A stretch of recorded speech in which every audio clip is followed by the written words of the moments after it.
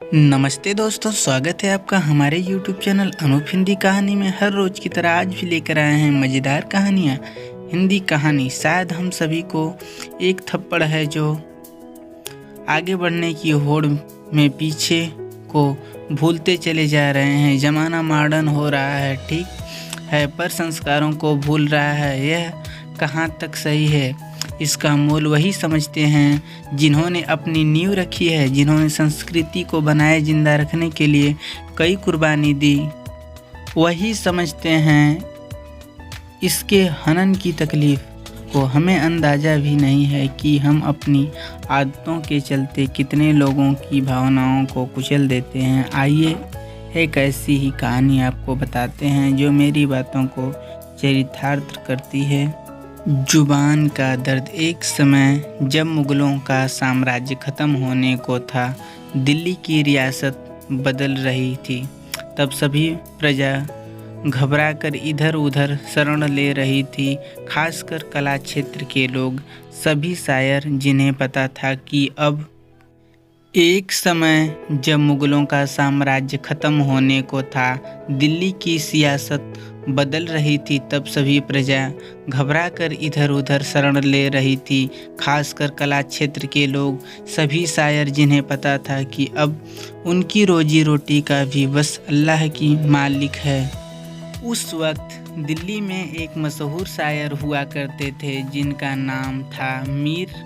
एक दिन मीर भविष्य की चिंता में सर झुकाए बैठे थे, तभी राहगीर गुजरा। उसने रुककर चिंता का कारण पूछा। तब मीर ने अपने और बीवी बच्चों के भविष्य की चिंता व्यक्त की। तब उस राहगीर ने मार्ग सुझाया। उसने कहा, अभी भी हैदराबाद में मुग़ल राज है, वहाँ आप जैसे महान शायर की ज़रूरत है, आपको वहीं निकल जाना चाहिए। मीर को यह बात ठीक लगी और उन्होंने दिल्ली से रवानगी लेना तय किया। कई बैलगाड़ियाँ सजी जिस पर उनका पूरा परिवार हैदराबाद की तरफ चल पड़ा। सफ़र कई महीनों का था, जिसमें कई शहर, कई संस्कृति के दर्शनों के बाद मंजिल मिलना था। आज का वक्त नहीं जो मिनटों में उड़ान भरकर दूरियां मिटा दे। मीर की उस सफ़र का निकल पड़े। कई जगहों पर रुकते हुए वे आगे बढ़ रहे थे। कुछ दिनों के सफ़र के बाद उनकी पोती ने उनसे बिगड़ी हुई उर्दू में कुछ बातें कही, जिससे मीर अस्तंभ रह गए।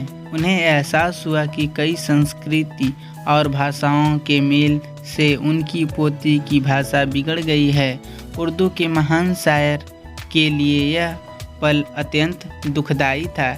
जिन्हें भाषा में प्रचुरता हासिल थी, उनकी पोती उसी भाषा का अनादर कर रही थी। उसी क्षण मीर को एहसास हुआ और उन्होंने अपना काफिला रोका और तुरंत दिल्ली की तरफ वापस रुख करने का आदेश किया। जिस पर उनकी बेगम ने पूछा, आपने फैसला भविष्य के लिए किया था, अब आप पीछे क्यों जा रहे हैं? जिस पर मीर ने जवाब दिया, बेगम, तुम्हें रोजी रोटी की पड़ी है और यहाँ जीवन की दौलत लूटे जा रही है। लाखों की ज़ुबान बिगड़ रही है। दिल्ली में खाने को मिले ना मिले, हम भूखे रह लेंगे, कम से कम लाखों की ज़ुबान तो सलामत रहेगी।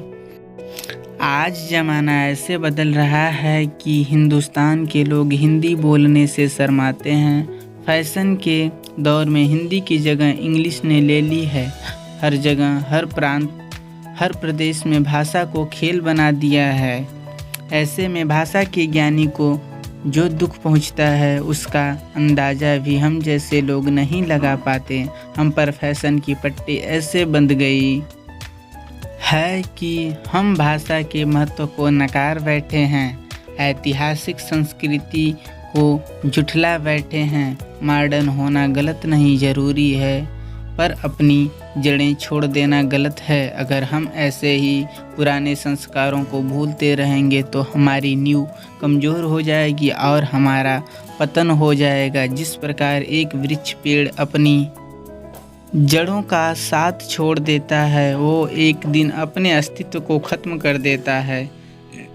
अन्य हिंदी कहानियाँ एवं प्रेरणादायक प्रसंग के लिए चेक करें हमारा मास्टर पेज और सब्सक्राइब करें हमारा यूट्यूब चैनल अनूप हिंदी कहानी। वीडियो को लाइक करें, वीडियो को शेयर करें, चैनल को सब्सक्राइब करना ना भूलें। कहानी सुनने के लिए आपका बहुत बहुत धन्यवाद।